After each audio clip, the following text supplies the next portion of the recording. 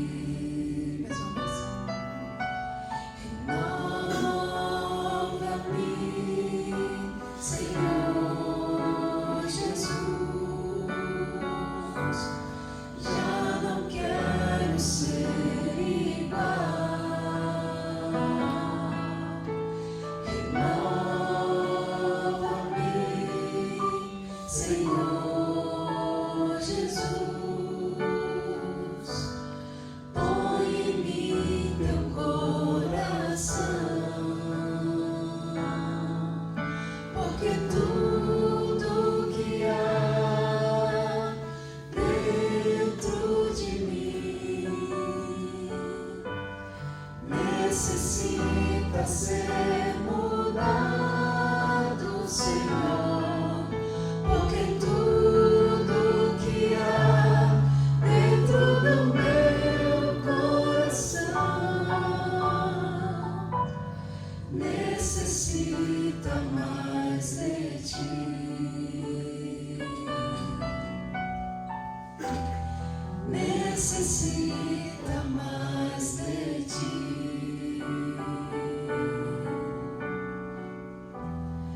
Necessita mais de ti.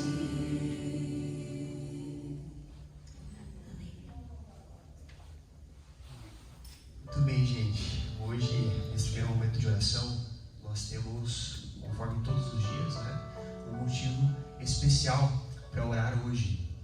E nós vamos interceder em prol dos refugiados, sabe? Pessoas que estão sendo perseguidas, estão desabrigadas, as pessoas estão sendo desamparadas neste momento. Talvez o contexto de guerra não seja a nossa realidade, sabe? Mas em determinados lugares do mundo existem pessoas que estão sofrendo por causa da violência, por causa de, tensões governamentais. E é nosso papel também como cristãos interceder para essas pessoas nesses momentos tão difíceis, Apesar de não ser a nossa realidade, a Bíblia nos convida a sempre nos colocarmos no lugar do outro, E nós lamentamos a existência dessas calamidades, dessas situações. Mas em frente a essa terrível maldade, a nossa postura deve ser orar a Deus, interceder por aqueles que não tem nada a ver com isso, mas que acabam sofrendo muito com essa situação. Convido você então, nesse momento, a se ajoelhar para nós falarmos com Deus.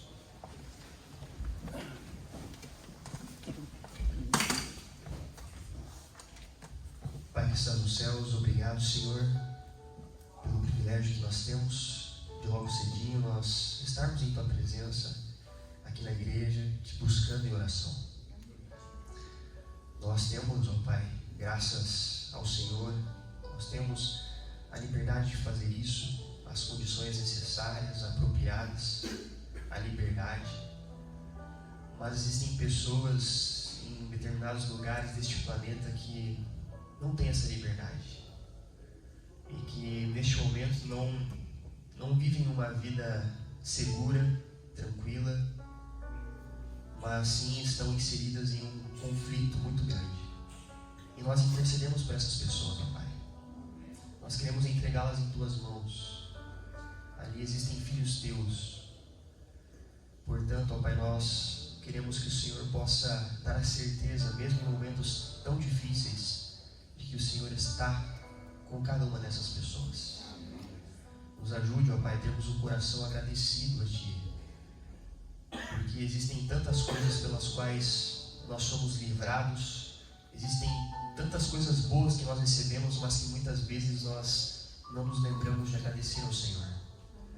Nos ajude a sempre lembrarmos, ó Pai, dos Teus feitos por cada um de nós e a termos diante de Ti um coração grato e feliz. Que o Senhor possa nos acompanhar, como tem feito durante todos os dias, durante a reunião de hoje, durante esta busca por Tua presença incessantemente. Por favor, ó Pai, não frustre a busca de cada um aqui. Nós não queremos simplesmente Te buscar de forma mecânica, mas nós queremos ouvir a Tua voz falando no nosso coração. Nós queremos sentir a presença do Teu Santo Espírito na nossa vida.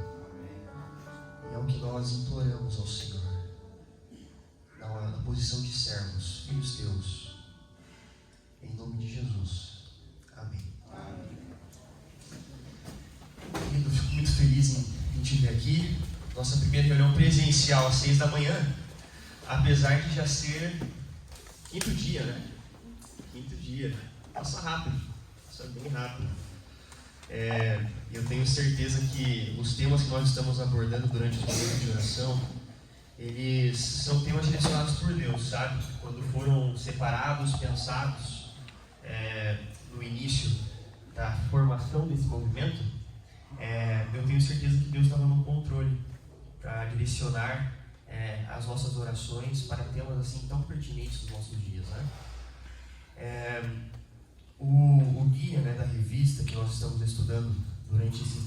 meditação, ele veio trazendo uma realidade que aconteceu um bom tempo atrás, no ano de 1820, onde no estado de Kolhapur, o governo indiano, nesse ano de 1820, eles enfrentaram uma onda muito grande de assaltos, sabe? Durante parte da história, em alguns governos, isso não aconteceu muito aqui no Brasil, pelo menos não de maneira tão aberta assim, né? Mas durante muitos países, estados e governos eram controlados por milícias, né? E no ano de 1820, lá no estado de Kolhapur, na Índia, essa equipe, se eu posso dizer assim, né, de assaltantes, tomou conta praticamente do estado. Tá? Eles estavam aterrorizando as pessoas. E o governante, né, o homem responsável em manter tudo em ordem, ele começou a reforçar o exército da cidade, né, para que, no caso do estado ali, né, os policiais, enfim, exército mesmo até, ele chamou para que reforçasse a segurança, deixassem as pessoas mais seguras, né, elas pudessem ficar mais em paz. Mas ele conseguiu amenizar isso de alguma forma, mas aquelas ondas de assaltos continuaram, e no fim de tudo foram descobrir que o chefe daqueles assaltantes que estavam roubando o governo, roubando a cidade, roubando as pessoas, quem comandava tudo isso era o próprio governador do estado, né? Um homem que escolheu forjar um pouco a verdade, né? Um pouco não, completamente, né? Alegando defender o que era certo, sabe? E enganou muitas pessoas. Mas por que o nosso guia de estudos ele traz esse exemplo? Para mostrar que os seres humanos eles são facilmente enganados, sabe? E nós temos que tomar cuidado com coisas que muitas vezes parecem certo, mas que nós vemos um lampejo de mentira, sabe? Nós vemos ali um traço de falsidade. Por quê, gente? Durante a história do cristianismo, Satanás ele mudou a sua tática de perseguir os cristãos, o povo de Deus, de afetar a igreja, né? Nós sabemos que o cristianismo, em algumas épocas, ele foi veementemente perseguido. Como eu posso dizer? Ele foi, assim, condenado, perseguido abertamente, as pessoas eram presas, elas eram mortas, isso abertamente, né? E, obviamente, tudo isso, Satanás estava tentando acabar com o povo de Deus. Só que ele percebeu que quanto mais pessoas morriam, mais fiéis surgiam, né? Isso é realmente lindo, né? Fruto do compromisso das pessoas realmente com Deus, sabe? Tendo sua vida colocada em xeque, dispostas a obedecer até o fim. Então, ele foi mudando algumas táticas, sabe? Ele foi tentando se adaptar também, se adaptar à cultura que muda em alguns lugares, sabe? As tendências das pessoas, como a sociedade se comporta em determinada época, e ele foi mudando suas táticas para tentar acabar com o povo de Deus, sabe? Essa é a maior missão, se eu posso dizer assim, de Satanás, né? E hoje em dia nós vemos que ele descobriu uma tática. Eu não gosto muito de ficar elogiando o diabo, né? Porque nós temos do nosso lado, nós estamos do lado de alguém que é infinitamente superior a ele, mas nós não podemos também subestimar o poder do inimigo, né? E hoje em dia ele viu que, tudo bem, eu não posso talvez impedir as pessoas de ir à igreja, mas eu posso corromper a verdade, né? E por isso nós temos que ter um cuidado. E por nós mesmos, gente, isso é muito difícil. Mas graças a Deus, na palavra dele, ele deixa instruções bem claras, sabe? E o suficiente para nós resistirmos a essas ciladas do inimigo. Mas para que isso seja real em nossa vida, nós precisamos ter uma disposição individual em fazer isso, sabe?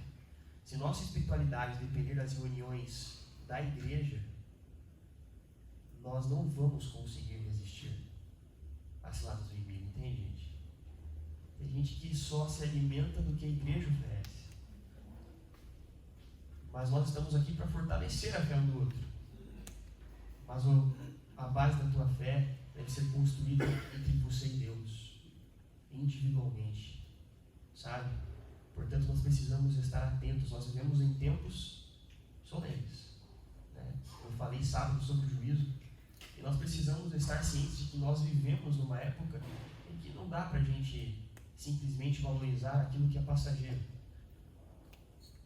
E nós precisamos permanecer com foco no que é certo, na verdade, apegados à palavra de Deus, para que Satanás não nos engane. Tem um vídeo, eu não sei se você já viu esse vídeo, eu vou pedir para o Everton passarem para a gente, que é muito, eu achei muito interessante quando eu vi, e pertinente de passar para vocês, uma visão meio diferente, talvez, a respeito do inimigo, né? Às vezes a gente acha que ele vai aparecer ali de chifre, feio, assustando as pessoas, e ele não faz isso, né? A abordagem dele é sutil, mas é extremamente perigosa. Preste atenção nesse vídeo. Se eu fosse o diabo, minhas primeiras vítimas seriam as crianças. Desde o momento em que saíssem do precioso ventre de suas mães e nascessem, eu as condicionaria a ver a divisão racial como algo normal. Eu não pararia até acabar com sua inocência. Dividir e conquistar é o truque mais antigo do livro de Gênesis. E conforme eles crescessem, eu continuaria minha infiltração por 12 anos. Eu roubaria seus corações e suas mentes e chamaria isso de educação. Se eu fosse o diabo, minhas próximas vítimas seriam as mulheres, que eu envelheceria em contato com homens que controlariam os corpos e os seus direitos. A melhor maneira de amaldiçoar a Deus é desrespeitar os próprios portadores da vida. Falando em Deus, se eu fosse o diabo, quando se trata de religião, eu montei o meu plano perfeitamente. Eu permitiria que você adorasse Jesus todos os domingos, e nos outros 6 dias eu faria você me adorar. Em forma de dinheiro, fama, luxúria e ganância, para minha religião, eu não precisaria te converter. Eu transformaria os 10 mandamentos em 10 sugestões. E faria com que a pseudo-virtude fosse mais importante do que a virtude. Eu daria a vocês religião suficiente para se odiarem, mas não o suficiente para amar um ao outro. E para a minha estratégia final do mal, eu faria você esquecer que todo o propósito da religião é a espiritualidade. Se eu fosse o diabo, eu não viria vestido com a capa vermelha e chifres pontudos. Dirigiria um carrão, teria um rosto bonito e um cinto Gucci. Basicamente, eu tomaria a forma de tudo que você sempre desejou e veria você criar o seu próprio inferno. Eu não preciso incendiar a terra. E no que diz respeito aos políticos, eu não mudaria nada. Eles já estão fazendo o meu trabalho sujo. Se eu fosse o diabo, discretamente, estaria nos bastidores. Você não precisaria me ver. Eu normalizaria a disfunção e chamaria de reality show. E nesse reality, eu atacaria a sua autoestima, dificultando a cura. Eu te mostraria imagens de corpos falsos e os tornaria mais atraentes do que os reais. Se eu fosse o diabo, eu faria você rezar para a tecnologia e idolatrar aqueles que criaram. Eu faria da influência a droga número 1 e roubaria milhões de almas perdidas enquanto eles a perseguem. Agora, se eu fosse o diabo, não faria tudo de uma vez. Eu tenho o meu tempo. Em vez disso, eu corroeria a sua moral, pouco a pouco. Exatamente como o câncer se espalha. Por falar em câncer, se eu fosse o diabo, te alimentaria com alimentos saborosos que o deixariam doente e transformaria seus médicos em traficantes de drogas, vendendo pílulas que o fariam voltar ao invés de curar. Sim, se eu fosse Lúcifer, saberia que a vida e a morte estão na língua.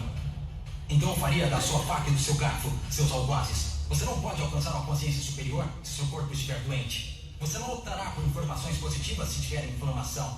Se eu fosse o diabo, minha inteligência seria admirada. Por que você acha que a palavra inflamação literalmente significa colocar fogo? Se eu fosse o diabo, te mostraria como ser flexível. Liberaria pandemias no mundo para dar às pessoas a chance de realmente cuidar umas das outras. E me sentaria e iria, enquanto elas explorassem e se assustassem umas com as outras. Basicamente, se eu fosse o diabo, continuaria fazendo o que estou fazendo. Deus é minha testemunha. Eu já controlo os seus sistemas. Não tentem lutar contra essa causa. Porque o meu último truque, eu faria pessoas inteligentes como você duvidarem se eu já existi.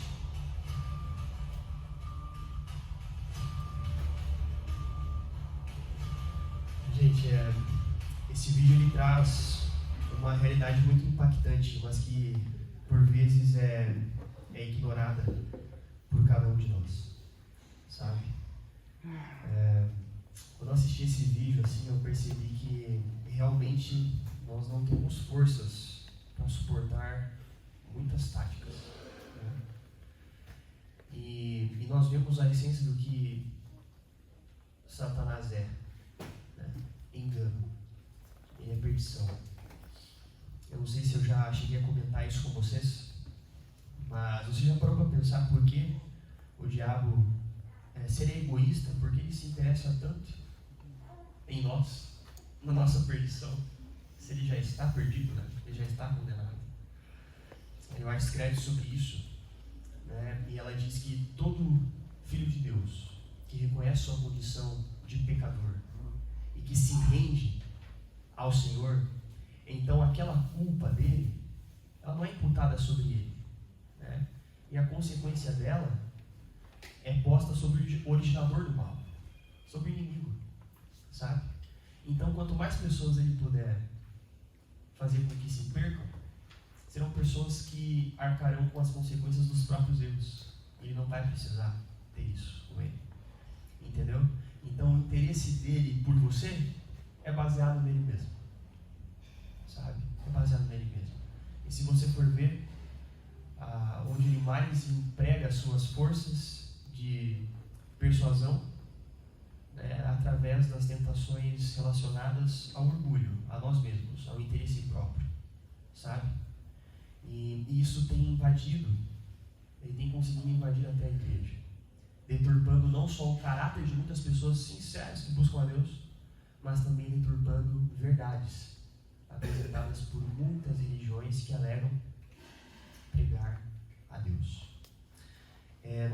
Nós somos, acreditamos ser, né, uma igreja portadora de verdades cruciais, principalmente nos tempos finais da história deste mundo, né? Verdades como o sábado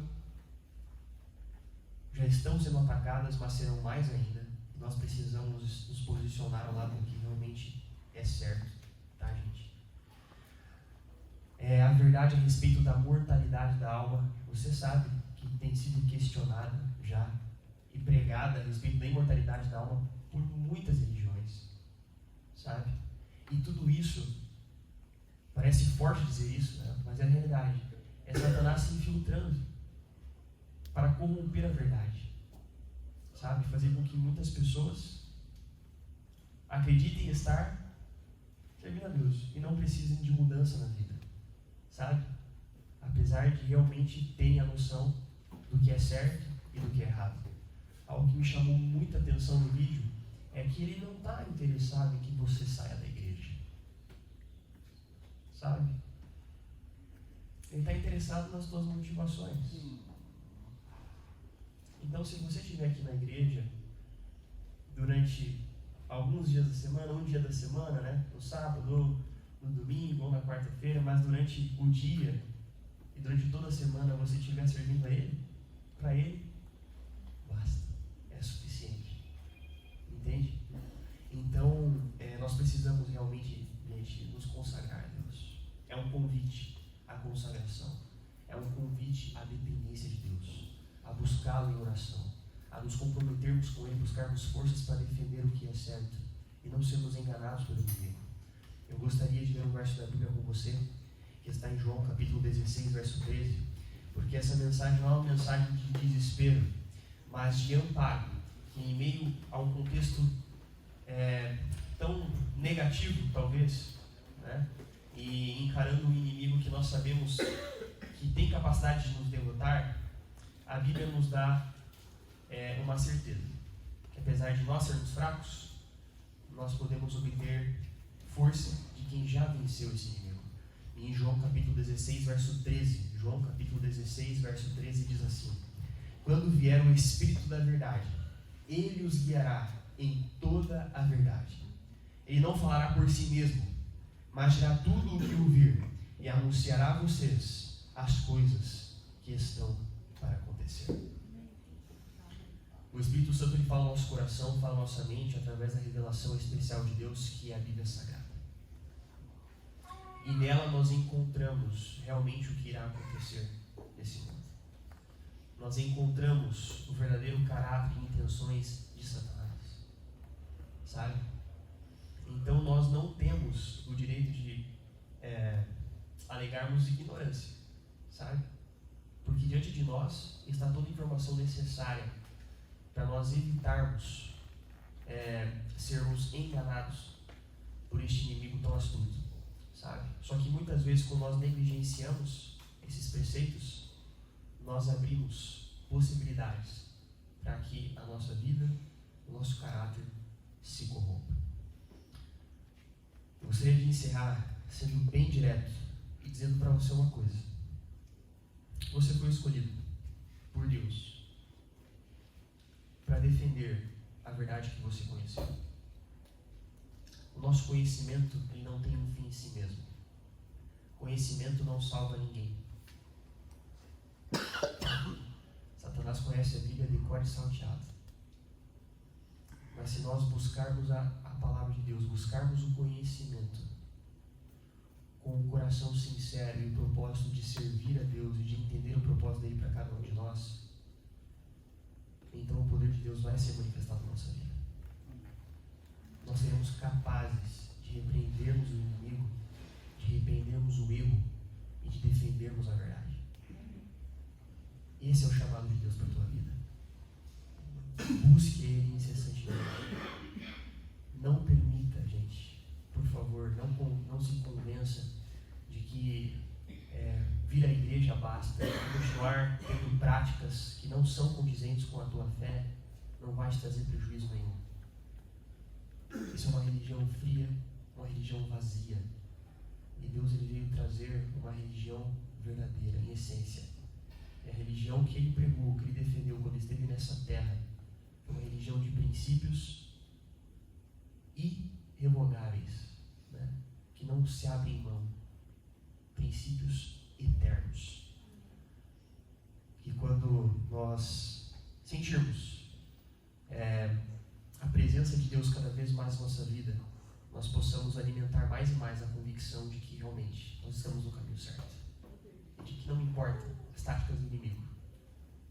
Eu passei esse vídeo não para exaltar a inteligência dele, mas apenas para nos alentar, sabe? Que não importa as táticas que ele empregue, se nós estivermos firmes ao lado da verdade, o Senhor nos fará vitoriosos em nome de Jesus. Esse é o chamado dele para a tua vida. Nesse momento, eu gostaria de convidar você novamente a participar comigo de mais um momento de oração. Nós vamos nos ajoelhar para isso. Eu vou orar, mas eu vou dar um tempinho também para você, individualmente, buscar a presença de Deus, entregar aí suas aflições, seus anseios, o que te angustia bastante nesse momento, e para que Ele te dê força para lidar com as ciladas do inimigo, porque é apenas através do poder de Deus que nós podemos vencer as armadilhas de Satanás.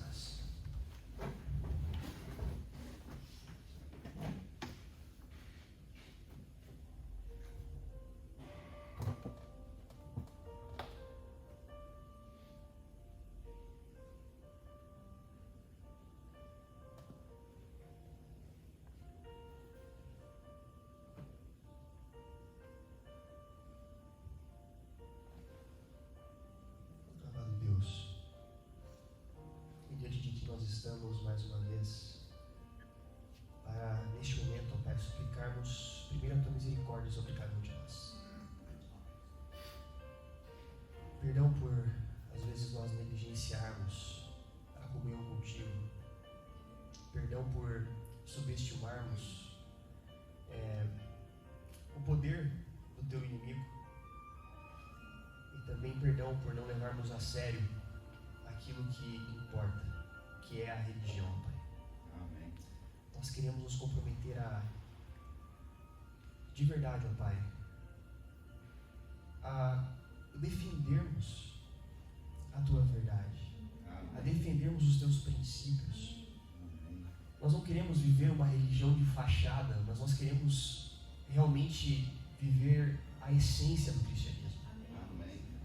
Que o nosso coração possa estar apegado, ó Pai, aos Teus ensinos, às Tuas verdades, aos Teus preceitos. que a nossa fé não esteja fundamentada em sentimento, mas na convicção de que o Senhor é Deus e digno de toda confiança. Amém. Por favor, nós não somos capazes, ó Pai, de lidar com os enganos de Satanás, mas nós acreditamos no Senhor, que é um Deus que é suficiente para nós, Amém. um Deus onipotente, que supera infinitamente o poder do diabo. Amém. E por isso nós dependemos inteiramente do Senhor. Nós entregamos nossa vida a Ti, ó Pai, para que através da comunhão contigo, todas as áreas da nossa vida possam ser afetadas. Amém. Por favor, ó Pai, nós queremos abandonar a hipocrisia e experimentarmos a religião verdadeira que transforma todos os aspectos da nossa vida, que transforma a nossa família, que transforma a nossa mente, que transforma o nosso propósito, uma religião que afeta a nossa conduta e que, em consequência disso, é algo espontâneo, é algo genuíno, que flui devido à atuação do Teu Santo Espírito em nossa vida. Amém. Essa oração que nós fazemos, ó Pai, nos entregando inteiramente em Tuas mãos, dispostos a Te servir e a quando necessário defendermos a Tua verdade, nos posicionarmos ao lado do que é certo. Amém. Nós queremos ser dignos, ó Pai, de sermos chamados Teus filhos. Nós queremos ser pessoas corajosas e não covardes. Nos dê a ciência, o conhecimento, para entendermos que nós somos Teus soldados, chamados a lutar contra o inimigo em comum que nós temos, que é o pecado, que é Satanás. E que nós possamos realmente ter a postura de soldados, soldados fiéis, valentes, que se apeguem ao Senhor e estejam dispostos a, se preciso, morrer por Ti. Amém. É o que nós oramos em nome de Jesus, suplicando ao Pai em especial também uma bênção sobre cada pessoa e cada família aqui representada. É a nossa oração, no nome de Jesus. Amém. Amém. E eu agradeço sua presença.